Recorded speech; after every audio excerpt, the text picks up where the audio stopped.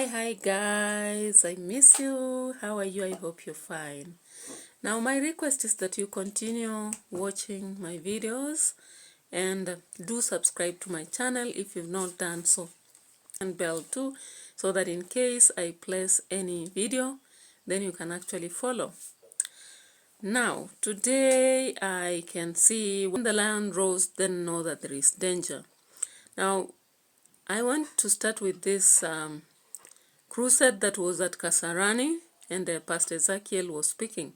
Remember, Pastor Ezekiel was in a saga that was very, very major after Mackenzie, one of the charismatic pastors, was found having led to the death of many people at Shakahola.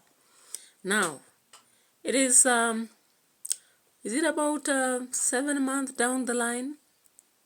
And he has got back power. Recently, he addressed the nation, and he seemed to be particularly addressing Ruto. Remember, why do I say so? I say so because through my research, I've realized that there was a bill targeting churches and regulation of churches and how they operate. So then, we hear Ezekiel roaring. Now, I'll take you to that video so that you can actually see what I'm talking about before I can continue. Gather together, Kasarani Safari Rally Ground, and all of them gathered here just to worship Jehovah God. Don't touch their altar. Their God will come for you. Now, following this strong warning from the man of God, it seems the president decided now to cool down and address the nation again through the church. Good morning, church. Bwana Yesu asifiwe. I'm truly happy to be here this morning. I am told that this is part of the celebration of 30 years, and I wish you well in those.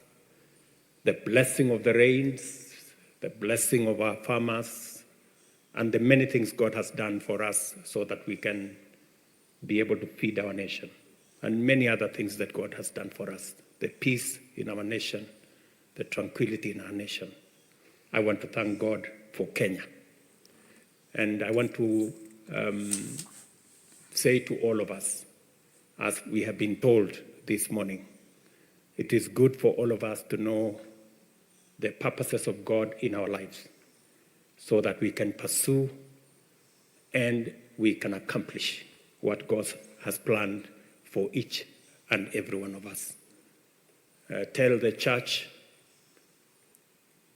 that as government, we respect our constitution.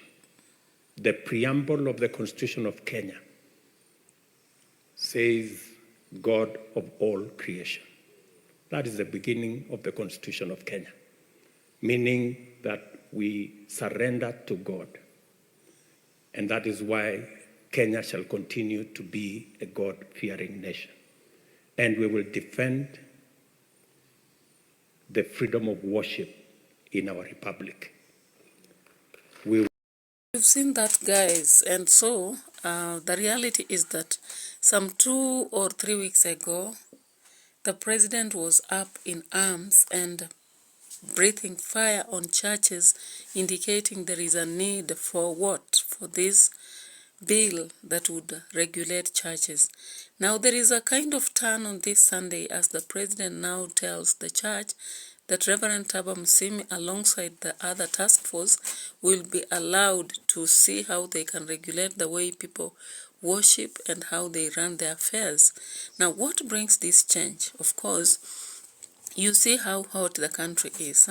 So many issues coming up, and the leaders were breathing fire to the president also, showing all sorts of hostility to him and indicating that they will even pray for his way out of office. Now, sometimes, if you look at the origin of the church, you look even at Catholic Church in past, when the church used to control what human beings would do. And it was up hills with the individuals who did not actually adhere to the expectation. Now, the churches are very powerful tool even currently in the society. You cannot joke around with it. You can see they control schools, they control business, and so many other things. Now, most pastors are very powerful with a lot of money and force around them. And so many people look up to them. And whatever they say, regardless of whether it's spiritual or whatever, it matters. So it seems that the president was actually worried at what would happen. No wonder he had to turn events and go to church and talk differently. Now, you know, our president, even to win this election, he used the church a lot. There is a time even Rachel was indicated to have turned, was it water into wine, or I don't know.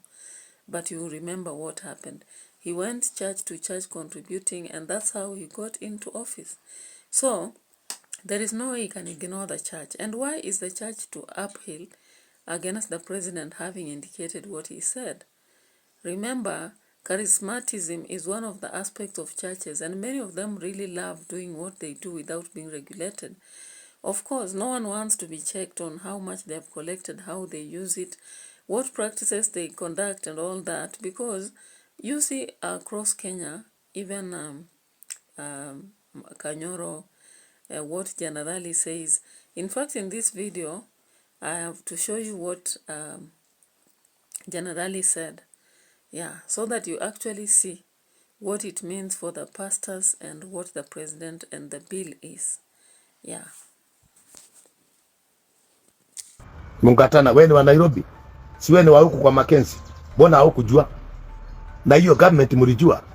Hakuna wale watu wako kwa Mackenzie pale, ni watu walikwenda kuzikwa hapo, watu walichukuliwa wakapelekwa.